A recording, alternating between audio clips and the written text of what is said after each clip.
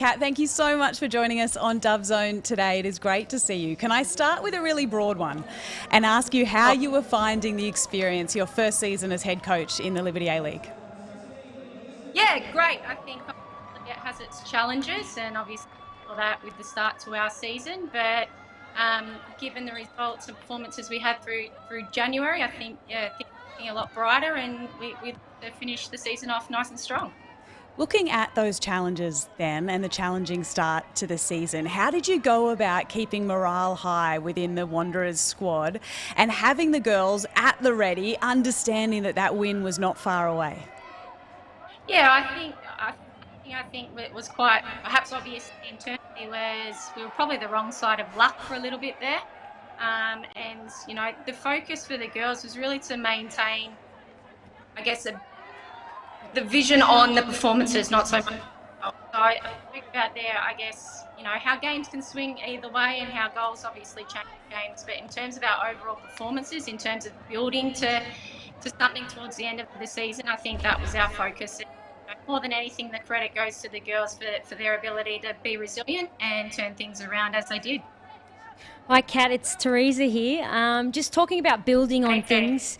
In recent years, it's been a bit of a challenge for the Wanderers to retain and recruit players.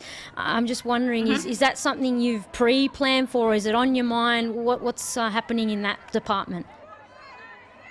Yeah, so obviously I've been watching all afternoon, and congratulations to all on a job well done. But there was talk around, I guess, with my time at Melbourne Victory experience where Melbourne City came in, and obviously we had to rebuild the club, and finishing there with wooden spoon. So I think having that experience in the league, having a mentor like Jeff Hopkins do what he did, I think I'm obviously privy to, decisions that are made and what impact that has on clubs and seasons. And hopefully I've learnt enough from that to hopefully build a good future for the club here at Western Sydney.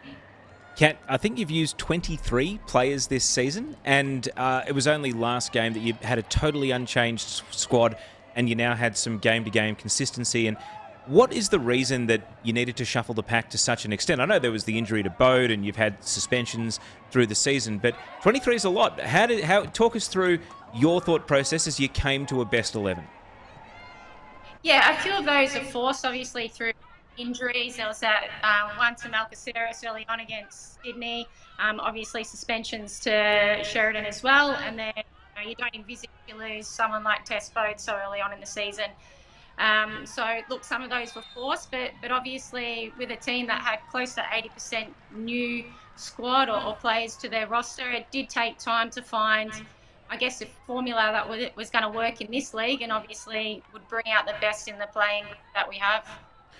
You've shown a lot of trust in young Gemma Ferris the last two games to start her at 18 years old after, I understand, being elevated as a train-on. What has it been like essentially putting a player in the deep end? I know having Claire Hunt as your centre-back partner means you've got a good guide out there, but talk us through your thinking behind basically putting an 18-year-old in the centre of defence and the instructions and the coaching that you gave as well.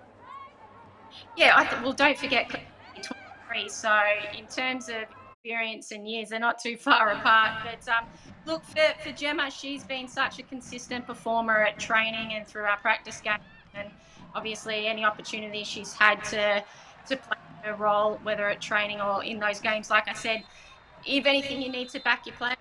More often than not, they surprise you. And last week, with Ash Wilson departing the Jets, the conversation around sort of being an A-League women's coach and being sort of a 12-month of the year employee of your club and having a bit of job security, continuity year to year. We heard you speaking about squad planning and what Jeff Hopkins did. Where do you stand on that? For example, are you willing to let us know? Are you coming out of contract at the end of this season? Do you know what your future holds? And what do you think the right road ahead is for A-League women's coaches? Well, continuity, yeah, it's important, and the club have put faith in me to hopefully steer the ship right, and I signed a 2-year contract. Obviously, that could change if, they need to make a business decision. But in terms of having the opportunity to coach full-time, I'm fortunate to be aided by some scholarships from the AIS. But that's something that needs to be addressed, as you've all rightly spoken about going forward, especially with the extension of the league. Kat, we've spoken a little bit about that Gen 32 scholarship program here on Dub Zone. We had Ray Dower on, and the importance of mentors and learning from other sports as well within that program. Can you give us a little bit of an insight into what it's meant for you as a coach, outside of that ability to invest full time as a head coach, but also the different learnings and learning opportunities that you get through the Gen 32 program? Yeah, well, we've had came down during the week to, just observe training and, likes of him, and obviously Tom Samani there as well. But with Alan, he just gives another perspective, a different perspective. So it's nice to hear, I guess, an overview from what they've seen in our training environment. But also, this coming week during the international break, I'm taking some time to go visit the Rugby Sevens in Sydney and watch some of their training sessions. And for me, what I hope to take out of that is, I guess, their preparation for tournament mode. And that's something, obviously, I won't have in a season and day-to-day work environment in Western Sydney. Hi, Kat. It's Brianna here. Thanks so much for coming on. And I've just got a final question I'd love to ask. How proud are you of Claire Hunt? Very, very proud. We spoke about that today at training, obviously, before we play tomorrow.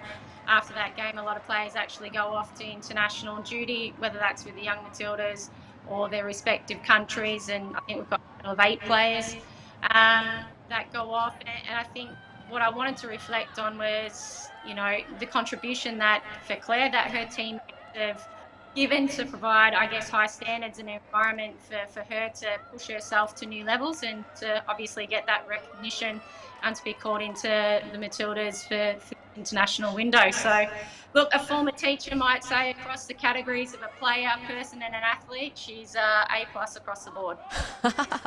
Kat Smith, thank you so much for joining us on Dub Zone this afternoon. Good luck against Wellington Phoenix tomorrow, Arvo. Thank you. Keep up your great work.